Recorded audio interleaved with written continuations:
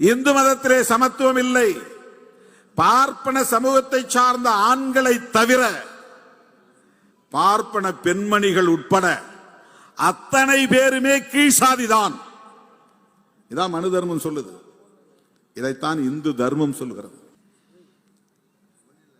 நீ இந்த நாட்டினுடைய பிரதமராக கூட வரலாம், மத்திய அமைச்சராக கூட வரலாம், குடியரசுத் தலைவராக கூட வரலாம், சங்கராச்சாரியா வர முடியாது. இதுதான் இன்றைக்கு இருக்கிற யதார்த்தமான நிலை. பார்ப்பன சமூகத்தை சார்ந்த பெண்களே மனு தர்மத்தின்படி சூத்திரர்கள், அவங்களுக்கு தீட்டு உண்டு. அவங்க உயர்ந்த சாதி கிடையாது. பிறப்பால் பெண்கள் அனைவருமே ஆண்களுக்கு கீழ். அது எல்லா சாதியிலையும்.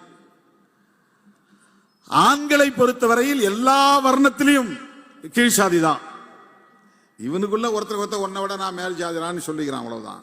பார்ப்பனர்களை பொறுத்தவரையில் எல்லா சாதியும் கீழ் சாதி தான்.